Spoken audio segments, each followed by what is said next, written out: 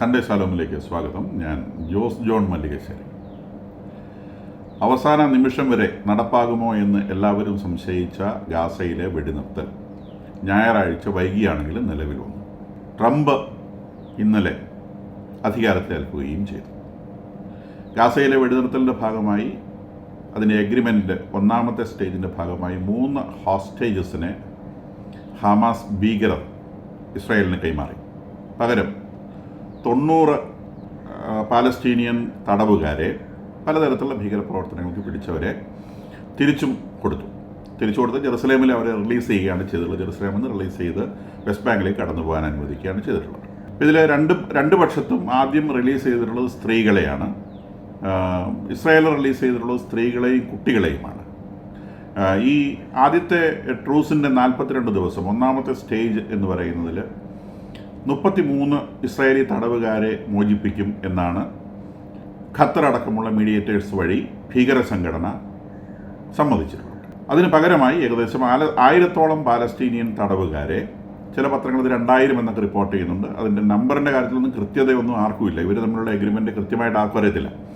അപ്പം 1000-ഓളം പാലസ്തീനിയൻ തടവുകാരെ വിട്ടയക്കും എന്നാണ് ഇസ്രായേൽ സമ്മതിച്ചിട്ടുള്ളത് എന്ന് പറയപ്പെടുന്നു. ഈ ആദ്യത്തെ സ്റ്റേജിൽ വിട്ടയക്കുന്ന 33 തടവുകാരിൽ സ്ത്രീകളും കുട്ടികളും മാരകമായ ആരോഗ്യ പ്രശ്നങ്ങളുള്ളവരെയുമാണ് വിട്ടയക്കാനായിട്ട് ഉദ്ദേശിക്കുന്നത്. പുരുഷന്മാരായിട്ടുള്ള ആളുകളെ പിന്നീട് വരുന്ന സ്റ്റേജുകളിൽ വിട്ടയക്കാമെന്നാണ് ധാരണ എന്നാണ് മനസ്സിലാക്കുന്നത്. ഇതിൽ ഈ 33 പേരെ വിട്ടയക്കുന്നതിൽ എത്ര പേർക്ക് ജീവനുണ്ടാവും, എത്ര പേരെ ശവമായിട്ടാണ് വരുന്നത് എന്നുള്ളതിനെ സംബന്ധിച്ചൊന്നും കൃത്യതയില്ല എന്ന് ഓർക്കണം. ഇത് നമ്മൾ വിചാരിക്കുന്ന പോലെ ടേബിളിന് അപ്പുറത്തും ഇപ്പുറത്തും ഇരുന്ന് ചർച്ച ചെയ്ത് വളരെ വ്യക്തതയോടെ എടുത്ത തീരുമാനങ്ങളല്ല ഇത് ട്രംപ് അഡ്മിനിസ്ട്രേഷൻ നിലവിൽ വരുന്നതിന് മുൻപ് ഒരു വെടിനിർത്തൽ നടപ്പാക്കണമെന്നുള്ള ഖത്തറിൻ്റെ മേലെ ട്രംപ് ചെലുത്തിയ അതിശക്തമായ പ്രഷറിൻ്റെ ഭാഗമായി ഖത്തർ വെപ്രാളപ്പെട്ട് ഏർപ്പെടുത്തിയ ഒരു ട്രൂസാണ്. ഇതിൻ്റെ വിജയപരാജയങ്ങളെക്കുറിച്ചൊക്കെ ആളുകൾ ഡിസ്കസ് ചെയ്യുന്നുണ്ട്. നമുക്കത് പറയാം. അപ്പോൾ ഇതിനെ സംബന്ധിച്ച് ഈ ഗാസ സ്ട്രിപ്പിലെ ഇതുവരെ ഏകദേശം 47,000 ആളുകൾ വധിക്കപ്പെട്ടിട്ടുണ്ട് ഇസ്രായേൽ ആക്രമണത്തിൻ്റെ ഭാഗമായിട്ട്. ഇതിൽ ഏകദേശം പകുതിയിലധികം ആളുകളും ഹമാസ് ഭീകരരാണ് എന്നാണ് ഇസ്രായേൽ അവകാശപ്പെടുന്നത്. ഹമാസ് ഭീകരർ പറയുന്നത് ഇതിൽ ബഹുഭൂരിഭാഗം സ്ത്രീകളും കുട്ടികളുമാണെന്നാണ്. കാരണം അവിടെയുള്ള ഹെൽത്ത് അതോറിറ്റി കൊടുക്കുന്ന കണക്കാണ് 47,000 എന്ന് പറയുന്നത്. ഈ 47,000 എന്ന് പറയുന്നത് 40% അണ്ടർ എസ്റ്റിമേറ്റഡ് ആണ് എന്ന് പറഞ്ഞാൽ 40%ഓളം കുറവാണ് എന്നാണ് പല ഇന്റർനാഷണൽ ഏജൻസികളും പറയുന്നത്. അതായത് മരണം ഏകദേശം 60,000-65,000 വരുമെന്നാണ്. അതിൻ്റെ ഉദാഹരണം, ഇന്നലെ അവർ ഗാസ സ്ട്രിപ്പിൽ ഈ പാലസ്തീനിൽ പ്രവേശിച്ചു കഴിഞ്ഞ് അവർ ആദ്യത്തെ പ്രദേശങ്ങൾ വൃത്തിയാക്കാൻ ശ്രമിച്ചപ്പോൾ തന്നെ അതിൻ്റെ അടിയിലൊക്കെ ധാരാളം ശവശരീരങ്ങൾ കണ്ടെത്തിയിരുന്നു. 100 ശവശരീരങ്ങൾ കാണുന്നുണ്ട് എന്നാണ് പറയുന്നത്. അപ്പോൾ 40% അണ്ടർ എസ്റ്റിമേറ്റഡ് എന്നുള്ളത് ഒരുപക്ഷെ ശരിയാവാനുള്ള സാധ്യതയുണ്ട്. ഇനി രണ്ടാമത് 1,10,000-ഓളം ആളുകൾക്കാണ് ഗാസ സ്ട്രിപ്പിൽ പരിക്കേറ്റത്. ഇതിൽ ഭൂരിഭാഗം ആളുകളും അംഗഭംഗം വന്നവരാണ്. ബോംബിങ്ങിനുമൊക്കെ അംഗഭംഗം വന്നവരാണ്.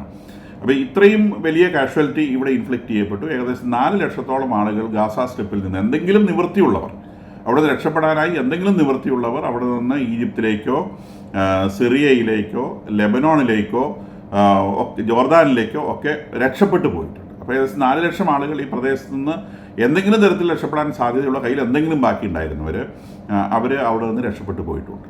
അപ്പം ഇതാണ് അവിടുത്തെ സ്ഥിതി. അപ്പോൾ ഇത് കണ്ട് ആളുകൾ പറയുന്നത് ഇസ്രായേൽ ഒരുപാട് കുഞ്ഞുങ്ങളെ കൊന്നു, ഒരുപാട് സ്ത്രീകളെ കൊന്നു. ഇസ്രായേലിൽ ഇതിനപ്പുറത്തെ ആൾനാശം ഉണ്ടാകുമായിരുന്നു. എന്തുകൊണ്ടാണ് ഇസ്രായേൽ ആൾനാശം ഇല്ലാതെ പോയത്? ഇസ്രായേൽ ആൾനാശം ഇല്ലാതെ പോയത് അവരുടെ അയൺ ഡോം സിസ്റ്റം കൊണ്ടും അവരുടെ എല്ലാ വീടുകൾക്കും അവർ ബങ്കറുകൾ നിർമ്മിച്ചു വെച്ചിരുന്നത് കൊണ്ടുമാണ്. മിസൈലുകളുടെ എണ്ണം നോക്കിയാൽ ഇസ്രായേൽ ഗാസയിൽ വർഷിച്ച മിസൈലുകളുടെ എത്രയോ ഇരട്ടി മിസൈലുകൾ ഇസ്രായേലിനെ ലക്ഷ്യമാക്കി ഹൂത്തികളും ഹിസ്ബുള്ളയും ഹാമാസും അയച്ചിട്ടുണ്ട്. ഇറാൻ ഒറ്റത്തവണ അയച്ചത് 400 മിസൈലുകളാണ്.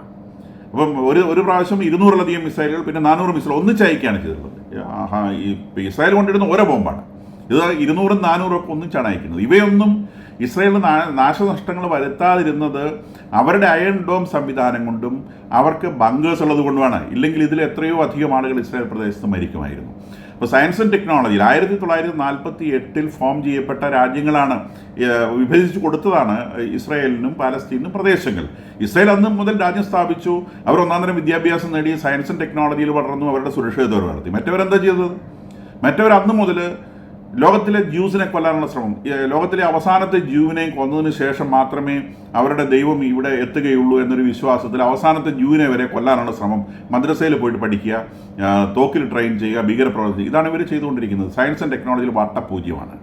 ഒരേ സമയത്ത് ഫോം ചെയ്ത രണ്ട് രാജ്യങ്ങൾ, ഒന്ന് പട്ടിണിക്കോലം, മറ്റേത് ലോകത്തിലെ ഏറ്റവും റിച്ചസ്റ്റ് ആയിട്ടുള്ള രാജ്യമായിട്ട് മാറി. കാരണം അവരുടെ രാജ്യത്തിൻ്റെ ആ ഒരു എമർജൻസി സിറ്റുവേഷൻ കണക്കിലെടുത്ത് അവർ അതിവേഗം വളർന്ന് അവരുടെ പ്രൊട്ടക്ഷൻ അവർ എൻഷുർ ചെയ്യുകയാണ് ചെയ്തത്.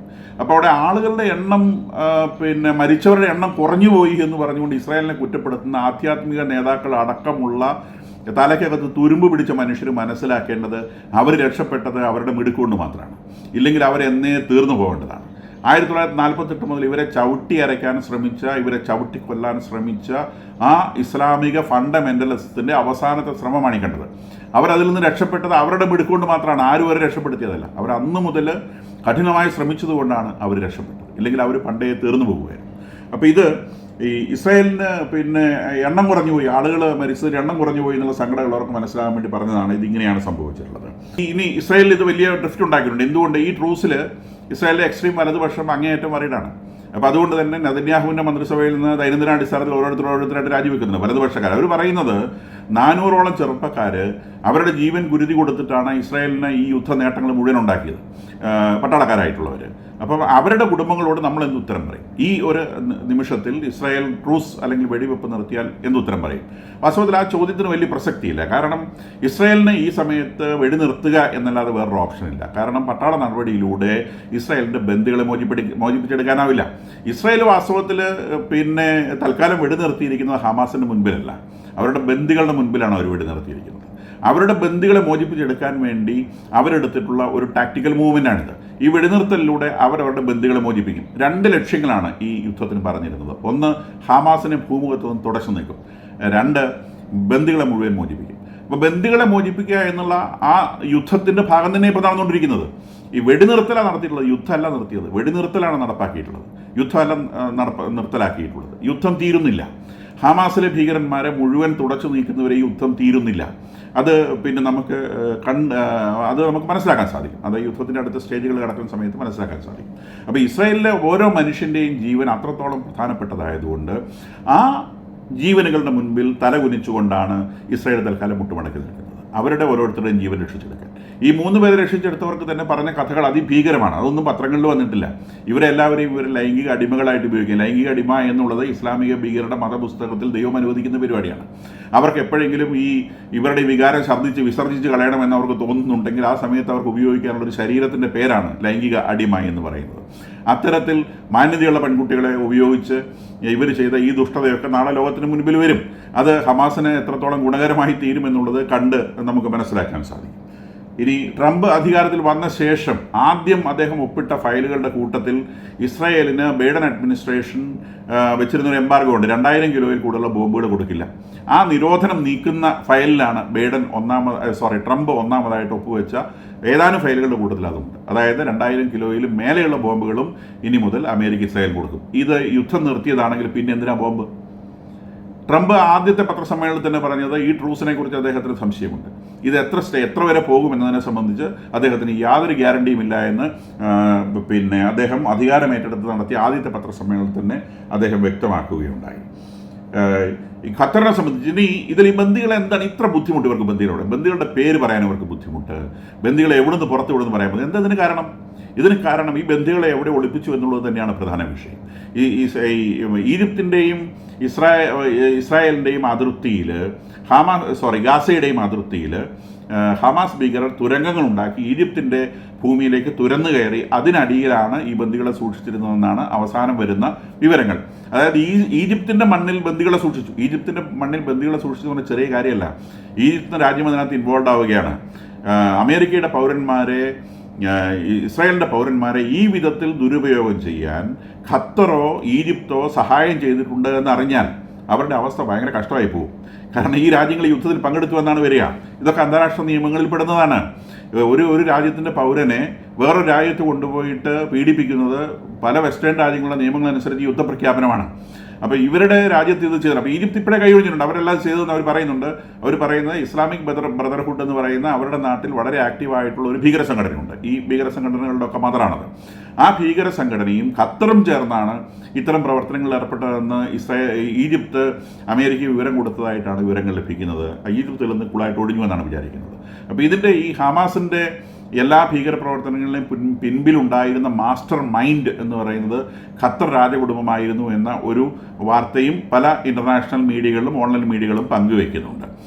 ഖത്തർ ഇതിനെ ഫിനാൻസ് ചെയ്തത് മാത്രമല്ല, ഇതിൻ്റെ ഇത്തരം ഭീകരപ്രവർത്തനം ആളുകളെ പിടിച്ചുകൊണ്ട് പോകുന്നതിലും അവരെ ഇസ്രായേൽ സേനയുടെ കയ്യിൽപ്പെടാതെ ഒളിപ്പിച്ച് സൂക്ഷിക്കാൻ സഹായിക്കുന്നതിലുമൊക്കെ ഈ ഖത്തറും കൂടി ഇൻവോൾവ് ആയിട്ടുണ്ട് എന്ന് വാർത്തകൾ പുറത്തു വരുന്നുണ്ട്. അങ്ങനെയൊക്കെ ചെയ്തിട്ടുണ്ടെങ്കിൽ ഖത്തറിൻ്റെ കാര്യം വലിയ ബുദ്ധിമുട്ടായി പോകും. കാരണം അമേരിക്കയുടെ സൈനിക സഹായത്തോടെ മാത്രം നിലനിൽക്കുന്ന ഒരു രാജ്യമാണിത്.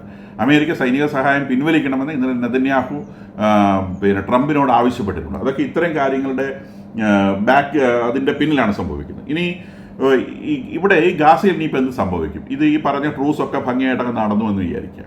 ഈ ട്രൂസൊക്കെ നടന്നു, ഈ പറഞ്ഞ എല്ലാ മുഴുവൻ ബന്ദികളെയും കൈമാറി വെടിനിർത്തൽ വീണ്ടും കംപ്ലീറ്റ് ആയിട്ടവിടെ പ്രാബല്യത്തിൽ നിന്ന് ഗാസ എന്ത് സംഭവിക്കും? ഞാൻ ഇപ്പോഴും വിചാരിക്കുന്നു ഗാസ പാലസ്തീനികൾക്ക് തിരിച്ചു കിട്ടാൻ പോകുന്നില്ല. കാരണം ഇപ്പോഴും ഈ ഇൻ്റർനാഷണൽ മീഡിയയിൽ വരുന്ന വാർത്തകളിൽ പ്രധാനം ഗാസയിൽ നിന്ന് ഗാസ നിവാസികളെ ഒഴിപ്പിക്കും എന്നത് തന്നെയാണ്. കാരണം 1967 യുദ്ധം, ആ യുദ്ധത്തിൽ ഈ ഗാസ എന്ന് പറയുന്ന പ്രദേശം ഈജിപ്തിൻ്റെ കയ്യിൽ നിന്ന് ഇസ്രായേൽ മോചിപ്പിച്ചെടുത്തതാണ്. വെസ്റ്റ് ബാങ്ക് എന്ന് പറഞ്ഞ പ്രദേശം ജോർദാൻ്റെ കയ്യിൽ നിന്ന് ഇസ്രായേൽ മോചിപ്പിച്ചെടുത്തതാണ്. ഇസ്രായേലിനെ സംബന്ധിച്ച് ഈ രണ്ട് ഭൂപ്രദേശങ്ങൾ മോചിപ്പിച്ചെടുത്തതുകൊണ്ട് എന്ത് മെച്ചമാണ് ഉണ്ടായത്? അവരത് മോചിപ്പിച്ചെടുത്തുകൊണ്ട് അവർക്കുണ്ടായ ഒരേ ഒരു മെച്ചം, പാലസ്തീനികൾ എന്ന് പറയുന്ന കുറേ അറബികൾ അവിടെ കുടിയിരിക്കുകയും പാലസ്തീൻ പ്രശ്നം എന്ന് പറയുന്നൊരു പ്രശ്നം അവരുടെ മുൻപിൽ ഈ ദിവസം വരെ നിലനിൽക്കുകയും ചെയ്തു എന്നുള്ളതാണ്. അത് മോചിപ്പിച്ചെടുത്ത സമയത്ത് അവർക്ക് അറിയാതിരിക്കാൻ അവർ പൊട്ടന്മാരൊന്നുമല്ല. ഇങ്ങനെ ഒരു ജനവിഭാഗം ഇവിടെ ഉണ്ടെങ്കിൽ ഇവരുടെ രാജ്യത്തിനെതിരായി നിരന്തരമായ ഒരു പ്രശ്നം ഉണ്ടാക്കും എന്നുള്ളത് അവർക്കന്ന് മനസ്സിലായിട്ടുണ്ട്. പക്ഷേ എന്തിനവരത് മോചിപ്പിച്ചു? അതവർ മോചിപ്പിച്ചില്ലായിരുന്നുവെങ്കിൽ, ഈ ഗാസ എന്ന് പറയുന്ന ഈജിപ്തിൻ്റെ ഭാഗമായിരുന്നുവെങ്കിൽ, വെസ്റ്റ് ബാങ്ക് എന്ന് പറയുന്നത് ജോർദാൻ്റെ ഭാഗമായിരുന്നുവെങ്കിൽ ഈ പാലസ്തീൻ പ്രശ്നം എന്ന് പറയുന്നൊരു പ്രശ്നം ഉണ്ടാവുകയില്ല. കാരണം അങ്ങനെ ഒരു സാധനമില്ല. പാലസ്തീൻ ഉണ്ടെങ്കിലല്ലേ പാലസ്തീൻ പ്രശ്നം ഉണ്ടാവുകയുള്ളൂ. അത് മറ്റ് രണ്ട് രാജ്യങ്ങളുടെ ഭാഗമായി അവിടെ നിലനിന്നേനെ ഇവർക്ക് യാതൊരു പ്രശ്നമില്ലാതിരായിരുന്നത്. അവരത് മോചിപ്പിച്ചെടുത്ത ഒറ്റ ഉദ്ദേശമേ ഉള്ളൂ. ആ ഉദ്ദേശം ഇതാണ്: ഈ പറയുന്ന പ്രദേശങ്ങൾ ഈജിപ്തിൻ്റെയോ അല്ലെങ്കിൽ ജോർദാൻ്റെയോ ഭാഗമല്ല, അത് ഇസ്രായേലിൻ്റെ ഭാഗമാണ്. ആ ഭാഗം ഇസ്രായേലിന് വേണം. അതുകൊണ്ടാണ് അവരത് യോജിപ്പിച്ചെടുത്തത്. അവർ അന്ന് മുതൽ അവിടെ നിന്ന് പാലസ്തീനികളെ ഒഴിവാക്കി ആ പ്രദേശം ഇവരുടെ രാജ്യത്തോട് ചേർക്കാൻ വേണ്ടി അവർ ശ്രമിച്ചുകൊണ്ടിരുന്നതാണ്. 1967 ആ ചിന്ത വളരെ ആക്റ്റീവായിരുന്നു. പക്ഷെ പിന്നീട് ഇസ്രായേൽ വളർന്നു വന്ന ഇടതുപക്ഷ ചിന്താഗതിയുടെ ഭാഗമായിട്ട് ഇസ്രായേലിൽ തന്നെ വെസ്റ്റ് ബാങ്കിലും ഗാസയിലും നടത്തുന്ന മനുഷ്യാവകാശ ധ്വംസനങ്ങൾക്കെതിരെ വലുതായിട്ട് ശബ്ദം ഉയർന്നു. അപ്പോൾ ഇസ്രായേലിനകത്തുനിന്നുണ്ടായ ആ പ്രതിഷേധം കൊണ്ടാണ് ഇസ്രായേൽ പിന്നീട് ഇത്തരം ചിന്തകളെല്ലാം ഉപേക്ഷിച്ചതും ആ പാലസ്തീനുകൾക്ക് കുറേശ്ശെയായിട്ട് അവകാശങ്ങൾ അനുവദിച്ചു കൊടുക്കുകയും ചെയ്തുകൊണ്ടിരുന്നത്. പക്ഷേ 2023 ഒക്ടോബർ 7 ഈ ഹമാസ് ഭീകരർ ഇസ്രായേലിലേക്ക് കടന്ന് കയറിയതോടെ ഇസ്രായേലിലെ ഇടതുപക്ഷം മരിച്ചു. ഇപ്പോൾ വലതുപക്ഷം മാത്രമേ ഉള്ളൂ. അതുകൊണ്ട് ഇനി പാലസ്തീനികൾക്ക് ബാധിക്കാൻ ഇസ്രായേലിൽ ഒരു മനുഷ്യൻ പോലുമില്ല. അതുകൊണ്ട് തന്നെ ഇസ്രായേലിൻ്റെ ആദ്യ ലക്ഷ്യങ്ങൾ, അതായത് അവരുടെ ഭൂവിസ്തൃതി വർദ്ധിപ്പിക്കുക എന്നുള്ള ലക്ഷ്യത്തിലേക്ക് തന്നെയാണ് അവർ നീങ്ങുന്നത്. അതുകൊണ്ട് ഗാസയിൽ നിന്നും 4 ലക്ഷം ആളുകൾ പുറത്തു പോയിട്ടുണ്ട് ഈ യുദ്ധത്തിൻ്റെ ഭാഗമായിട്ട്. ആ പുറത്തു പോയവരെ തിരിച്ചു വരാൻ അനുവദിക്കുകയില്ല എന്നുള്ളതാണ് നെതന്യാഹുവും ട്രംപും തമ്മിലുള്ള സീക്രട്ട് അണ്ടർസ്റ്റാൻഡിങ്ങിൽ ഒന്നാമത്തത് എന്നാണ് പറയപ്പെടുന്നത്. ഇന്തോനേഷ്യക്കടുത്തുള്ള ഒരു ദ്വീപ് സമൂഹത്തിലേക്ക് അത് വില കൊടുത്ത് വാങ്ങിയിട്ട് വലിയ ഏരിയയുള്ളൊരു സ്ഥലമാണ്. അവിടേക്ക് ഈ 4 ലക്ഷം ആളുകളെ നാട് കടത്തുമെന്നും ഈ 4 ലക്ഷം ആളുകളുടെ ബന്ധുക്കളായിട്ടുള്ള ഗാസ നിവാസികൾ പതിയെ ആ ഭാഗത്തേക്ക് സ്വമേധയാ പോവുകയോ ഇല്ലെങ്കിൽ അവരെ അവിടേക്ക് പോകാൻ നിർബന്ധിക്കുകയോ ചെയ്യും എന്നാണ് ഇപ്പോൾ പുറത്തേക്ക് വരുന്ന പല വാർത്തകളും സൂചിപ്പിക്കുന്നത്. കാരണം ഈ ഗാസ സ്ട്രിപ്പിൽ വെള്ളവും വെളിച്ചവും കൊടുക്കുന്ന ഇസ്രായേലാണ്. വെള്ളം കിട്ടിയില്ല ജീവിക്കാൻ പറ്റില്ല, വെളിച്ചം കിട്ടിയില്ലെങ്കിൽ ജീവിക്കാൻ പറ്റില്ല. അവിടെ പവർ കൊടുക്കുന്നത്, വെള്ളം കൊടുക്കുന്നവരാണ്. ഇനി ഗാസ നിവാസികളെ നാട്ടുകാരുടെ ഭിക്ഷ കൊണ്ട് ജീവിക്കുന്നവരാണ്. നാട്ടുകാർക്ക് പണമേ ഭിക്ഷയായിട്ട് കൊടുക്കാൻ പറ്റൂ. എത്ര നാൾ അവർ കൊടുക്കും? ഇവർ വാസ്തവത്തിൽ ജോലി ചെയ്തിരുന്നത് ഇസ്രായേലിൽ വന്ന് വീട്ടുജോലികൾ ചെയ്താണ് പാലസ്തീനികൾ ജീവിച്ചിരുന്നത്. ഇനി ഒറ്റ പാലസ്തീനിയെ ഇസ്രായേൽ ഒരു സ്ഥലത്തും വീട്ടുജോലിക്ക് അപ്പോയിൻ്റ് ചെയ്യാം. അപ്പോൾ ഇവർ ഒരു തരത്തിലും ജീവിക്കാൻ പറ്റാത്ത സാഹചര്യം ഗാസ സ്ട്രിപ്പിലുണ്ടാവും.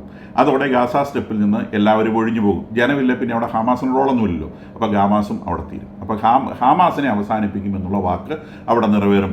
വെസ്റ്റ് ബാങ്കിൽ എന്നീ പ്രശ്നങ്ങൾ ഉടലെടുക്കും എന്ന് മാത്രം നോക്കിയാൽ മതി. അപ്പോൾ നമ്മൾ വിചാരിക്കുന്നത് പോലെ ഈ പ്രശ്നം ഇവിടെ തീരുകയല്ല ചെയ്തിട്ടുള്ളത്. ഇത് യുദ്ധത്തിൻ്റെ വേറൊരു സ്റ്റേജാണ്. ആ സ്റ്റേജിലൂടെ ഇത് കടന്നു പോവുകയാണ്. വെടിവെച്ചുകൊണ്ട് മാത്രമല്ല യുദ്ധം ചെയ്യാൻ സാധിക്കുന്നത്. ഇസ്രായേൽ പേജർ ബോംബ് പൊട്ടിച്ചും സിറിയയിലെ ഭരണമാറ്റം കൊണ്ടും ഇറാഖിൻ്റെ തലസ്ഥാനത്ത് പോയി ഇസ്മായിൽ ഹനിയെ പോലുള്ള വെടിവെച്ച് തീർത്തുകൊണ്ടും ഇസ്രായേൽ പലവട്ടം തെളിയിച്ചിട്ടുള്ളതാണ്.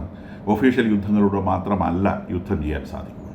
അതുകൊണ്ട് ഈ യുദ്ധം ഇവിടെ അവസാനിക്കുന്നു എന്ന് ഞാൻ വിചാരിക്കുന്നില്ല.